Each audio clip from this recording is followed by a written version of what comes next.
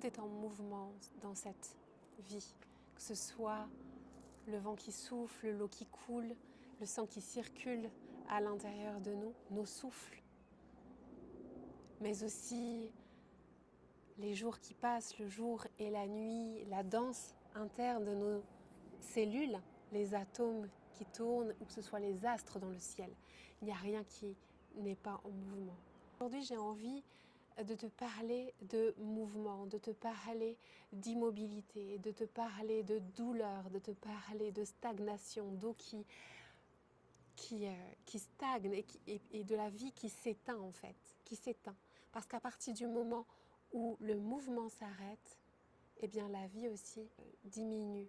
Quand une eau stagne, ça devient une eau dans laquelle la vie n'est plus possible. Comme nous sommes constitués à 60% d'eau ou plus, c'est important que nos eaux internes soient dans un mouvement de vie, soit dans un mouvement de régulation. Et aujourd'hui, j'ai envie de te parler de ça parce que après des années à pratiquer la danse, le mouvement, une chose qui est certaine, une chose qui est poignante, une chose qui est, je dirais, renversante et tellement simple, c'est que c'est le mouvement qui permet de régénérer, c'est le mouvement qui permet de créer la vie, c'est le mouvement qui permet de créer de l'espace à l'intérieur, c'est le mouvement qui est la vie. Quand tu es fatigué, on peut choisir deux choses. On peut choisir de se mettre dans un canapé devant une série Netflix. On peut choisir de dormir. On peut choisir de bouger. À chaque fois que j'ai choisi de danser par exemple ou de faire du yoga, alors que j'étais extrêmement fatiguée, j'ai toujours été surprise de voir à quel point, au bout de quelques minutes de mouvement et de pratique, eh bien, je me sentais beaucoup mieux, beaucoup moins fatiguée, beaucoup plus joyeuse, beaucoup plus vivante et que finalement ces 5 minutes de yoga ou de danse que je m'étais octroyée pouvaient se transformer en 10 minutes, 20 minutes, une demi-heure, une heure si j'avais le temps. À partir du moment où le corps se remet en mouvement, nos souffles se remettent en mouvement, à partir du moment où je remets la conscience et bien tout se réveille à l'intérieur de moi et si j'étais d'une humeur maussade, ben je vais me retrouver beaucoup mieux tout d'un coup, beaucoup plus joyeuse, beaucoup plus vivante. Nos douleurs, nos souffrances, que ce soit nos souffrances physiques ou nos souffrances émotionnelles, nos souffrances même spirituelles, souvent viennent de l'immobilité, de la stagnation, de la résistance au mouvement. La douleur ne peut pas survivre dans le mouvement. Elle se nourrit de l'immobilité, de la rigidité. Et d'ailleurs, en pleine conscience, parmi les effets hyper impactants de la pleine conscience, c'est notamment sur la douleur. À partir du moment où je remets ma présence dans ces espaces de moi qui souffrent, qui ont mal, déjà, rien que ça, je n'ai pas encore bougé, mais par contre j'ai mis cette conscience, donc il y a quelque chose qui est quand même en mouvement, et bien tout de suite, la douleur diminue. Des études montrent un impact prodigieux justement sur la douleur, simplement parce que je vais mettre la conscience. Donc c'est déjà un début de mouvement, de déjà mettre la conscience sur ce qui est. L'eau ne peut pas être vivante si elle est stagnante. C'est la même chose pour nous dans tous les plans de notre être, c'est-à-dire à la fois sur le plan physique, mais aussi sur le plan mental, émotionnel et spirituel. Donc se mettre en mouvement, ça va vraiment être quelque chose qui va avoir un impact sur tout de toi. Et ça va te faire du bien sur tous ces aspects de toi. Et c'est pour ça, notamment, que dans la danse de l'être, on parle d'une danse holistique, puisqu'on vient mettre la conscience. Et donc, je vais amener le mouvement avec la présence, avec la conscience, et ça va avoir un impact à la fois physique, mais aussi mental, émotionnel, et sur la relation autour. Le fait de dire aussi qu'on est constitué de 60% d'eau et que si l'eau stagne, eh bien, il n'y a plus de vie, ça me fait penser aussi au travail de Masaru Emoto qui a photographié des cristaux d'eau en fonction d'influences, que ce soit de mots, que ce soit de musique, que ce soit toutes sortes d'influences. Et quand il fait ces photographies de ces cristaux d'eau, on voit bien que de l'eau qui va être influencée par exemple par le mot bonheur, amour ou gratitude, euh, le cristal va être vraiment splendide, magnifique, bien formé. Je vous invite vraiment à regarder les photos du travail de Masaru Emoto, c'est vraiment splendide. Et par contre, a fortiori, d'un autre côté, si on parle par exemple de mort, si on insulte l'eau par exemple, si on a des pensées négatives vis-à-vis de l'eau, le résultat va être absolument différent, alors que c'était à même à l'origine. Les cristaux vont être défragmentés, pas du tout réguliers, euh, pas du tout esthétiques, complètement explosés parfois. Et c'est la même chose qui se passe dans nos corps. Et ça, c'est...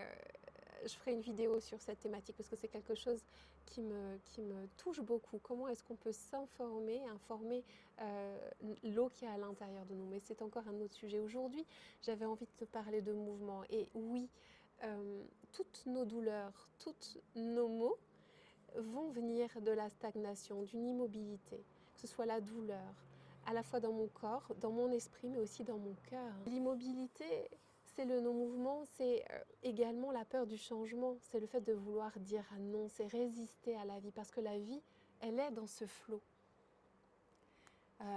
Fabienne Courmont, elle parle de Joachio. Donc Joachio, la mort, la naissance, l'apogée et ensuite de nouveau la mort. On est tout le temps dans ce mouvement de vie et de mort, des jours qui se suivent, le jour et la nuit. Et ce cycle infini, ça fait partie des réalités de cette vie, que d'être dans un cycle infini. Et le mouvement nous invite à se remettre dans le flot de ce mouvement, de cette vie. Parce qu'avec le mouvement, je vais pouvoir tout transformer, transmuter, libérer. Je vais pouvoir retrouver de l'élan, je vais pouvoir évoluer, je vais pouvoir transformer. Alors la seule chose qu'il y a à faire, c'est prendre ce temps d'un rendez-vous avec soi pour se mettre en mouvement, un rendez-vous ultime finalement, tellement précieux, tellement important. Et comme je disais tout à l'heure, même si on est fatigué, dès que tu vas te mettre en mouvement, la vie va revenir, la joie va revenir, euh, l'élan intérieur pour faire, pour créer, pour donner, va revenir. Souvent, quand on est fatigué, on va avoir tendance à s'affaler ou se reposer dans un canapé. Alors c'est important le repos. Le repos est vraiment fondamental pour être en bonne santé.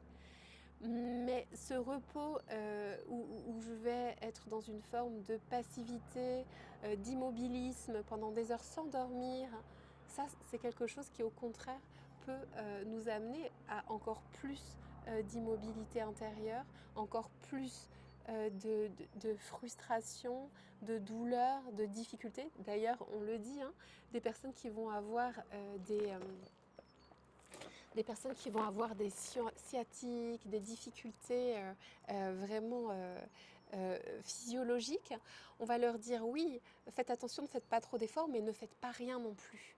Parce que de ne rien faire, de rester dans l'immobilité, dans quelque chose de figé, c'est aussi quelque chose qui ne va pas vers la santé, qui ne va pas vers la guérison. Et c'est d'autant plus important pour toutes les personnes qui n'ont pas l'habitude de se mettre en mouvement.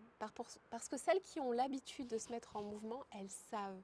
Elles savent que dès qu'elles vont se mettre en mouvement, elles vont aller mieux.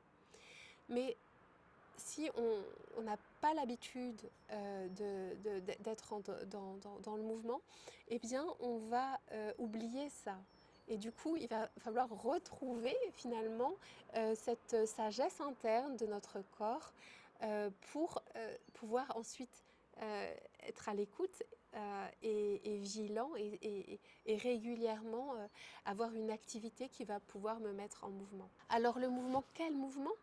Ça peut être simplement la marche, ça peut être la danse. La danse est vraiment fabuleuse parce que dans la marche, pour moi, l'avantage, c'est qu'on va souvent être en nature. Donc déjà, il va y avoir cette connexion avec la nature et ça, c'est ultra précieux. Mais c'est quand même des mouvements très répétés et il y a certains mouvements qu'on va absolument pas faire. L'avantage de la danse ou du yoga, c'est que justement, on va aller vers des mouvements inattendus où on va aller délier chaque espace de son corps. Et du coup, ça, ce sont vraiment des pratiques, mais aussi le tai chi, mais aussi toutes les pratiques finalement corporelles qui vont pouvoir me permettre d'aller créer du mouvement dans tous les espaces de moi, hein, même jusque dans mes doigts. Je propose régulièrement des cycles de danse de l'être, justement où on va se mettre en mouvement dans toutes les dimensions de soi. Parce que les voyages dansés vont vous permettre d'aller toucher des espaces que vous n'iriez pas toucher tout seul juste en mettant de votre musique. C'est déjà très bien, hein, c'est déjà le mouvement. Mais ce que je propose, c'est encore un autre voyage. Je vous invite à aller voir dans la description et d'aller voir sur mon site internet ce que c'est que la danse de l'être et ce que ça peut vous apporter. Ce sont vraiment des voyages dansés où on va pouvoir aller se rencontrer profondément, aller guérir des espaces de soi, libérer des espaces de soi. Dans des thématiques, hein, on va par exemple aller danser nos racines, notre ancrage, mais aussi notre sensualité, notre feu intérieur, comment est-ce que je remets de l'élan dans ma vie ou comment je suis connectée à mon cœur, mais aussi des danses où on va les connecter avec les terres et avec les étoiles, le ciel, les cycles. Enfin, ce sont vraiment des explorations intérieures. En réalité, c'est ça, la danse de l'être, c'est une exploration intérieure. Je t'invite à essayer, à tester. Tu verras, il y a un lien vers un atelier découverte en lien dans la vidéo pour pouvoir goûter justement à cette danse. Mais quoi qu'il en soit, je t'invite à tous les jours trouver un espace, ne serait-ce même que quelques minutes, pour pouvoir justement te mettre en mouvement au niveau de ton corps. Et tu verras, quand tu te mets en mouvement dans ton corps, tu te mets aussi au mouvement dans ta tête, tu te mets au mouvement dans ton cœur et tout va beaucoup mieux. Donc voilà, je t'invite à le faire tout de suite. Si tu as aimé cette vidéo, si elle t'a apporté un peu d'élan, d'enthousiasme, n'hésite pas à la liker et à suivre ma chaîne, recevoir des conseils, des pratiques qui vont pouvoir t'aider à être plus épanoui dans ta vie. Je te dis à très bientôt.